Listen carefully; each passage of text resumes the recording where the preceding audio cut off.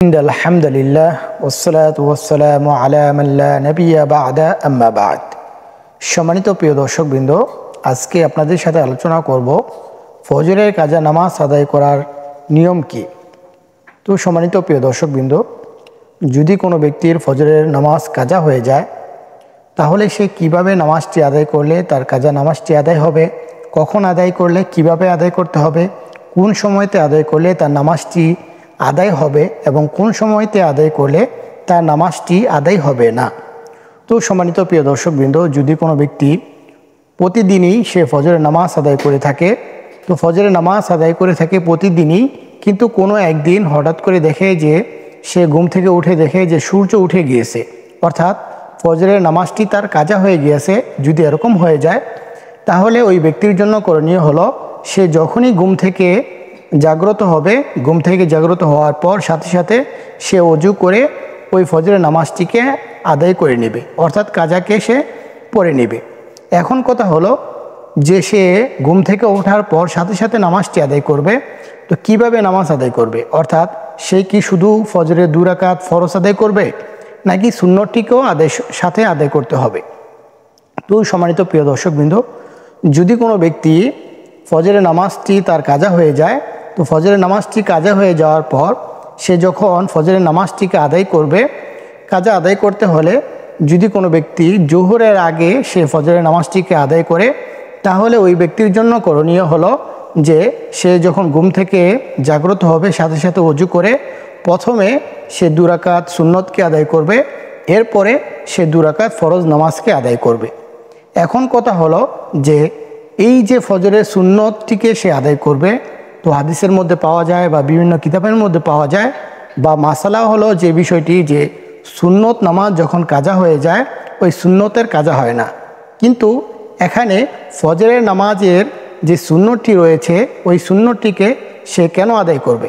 তো সম্মানিত প্রিয় দর্শকবৃন্দ, ফজরের নামাজ আদায় করা, যখন কোনো ব্যক্তি ফজরের নামাজটিকে আদায় করে, তো এর পূর্বে যে সুন্নতটি রয়েছে এই সুন্নতটি হলো সুন্নতে মুআক্কাদা, কিন্তু অন্যান্য নামাজের মধ্যে যে সুন্নতটি রয়েছে সেক্ষেত্রেও সুন্নতে মুআক্কাদা রয়েছে, কিন্তু ফজরের যে সুন্নতটি রয়েছে এই সুন্নতটি হলো খুবই গুরুত্বপূর্ণ একটি সুন্নত। তো গুরুত্বপূর্ণ হওয়ার কারণে যখন কোনো ব্যক্তি ফজরের নামাজটিকে আদায় করবে, তো যখন সে সূর্য ওঠা মাথার উপরে থাকা অবস্থায়, অর্থাৎ জোহরের সময়টি হওয়ার আগে সে ফজরের নামাজটিকে আদায় করবে, তাহলে এই সময় যখন কোনো ব্যক্তি জোহরের আগে তার কাজা নামাজটি আদায় করবে তখন সে সুন্নত সহ ফজরের নামাজটি আদায় করবে। যদি কোনো ব্যক্তি জোহরের পরে সে কাজা নামাজটিকে আদায় করে, তাহলে তার জন্য করণীয় হলো যে সে এই সুন্নতটিকে আর আদায় করবে না, বরং সে শুধুমাত্র 2 রাকাত ফরজ নামাজকে আদায় করবে।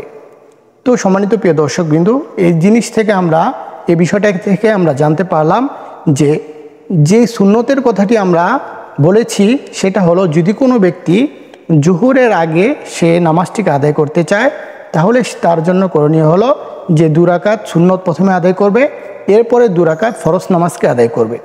এখন যদি কোনো ব্যক্তি ওই দিন সে নামাজটিকে আদায় করলো না বা জোহরের পরে সে কাজা নামাজটিকে আদায় করলো, তাহলে তার জন্য করণীয় হলো যে কোনো সময়, অর্থাৎ ওই দিন যদি জোহরের আগে সে নামাজটিকে আদায় না করে বরং জোহরের পরে অথবা 1 দিন বা 2 দিন যে কোনো দিন সে নামাজটিকে কাজা আদায় করতে চায়, তাহলে কিন্তু তার জন্য করণীয় হলো যে শুধুমাত্র 2 রাকাত ফরজ নামাজকে আদায় করবে, সুন্নতটিকে আর কাজা আদায় করতে হবে না। তো সম্মানিত প্রিয় দর্শকবৃন্দ, এখন আমরা আলোচনা করব যে কোন সময়ের মধ্যে কাজা নামাজটিকে আদায় করলে নামাজটি আদায় হবে এবং কোন সময়ের মধ্যে কাজা নামাজটিকে আদায় করলে নামাজটি আদায় হবে না। তো সম্মানিত প্রিয় দর্শকবৃন্দ, 3টি সময় এমন রয়েছে যে সময়ের মধ্যে আপনি যে কোনো নামাজকে আদায় করেন ওই নামাজটি আদায় হবে না, অর্থাৎ 3টি সময় এমন রয়েছে যে সময় হলো হারাম সময়। তো এর মধ্যে 1 নম্বর যে সময়টি রয়েছে সেটা হলো যে যখন সূর্য উদিত হয়, অর্থাৎ ফজরের নামাজের ওয়াক্ত শেষ হয়ে যাওয়ার পর যখন সূর্য উদিত হয় এই সময়ের মধ্যে নামাজ আদায় করা এটা হলো হারাম।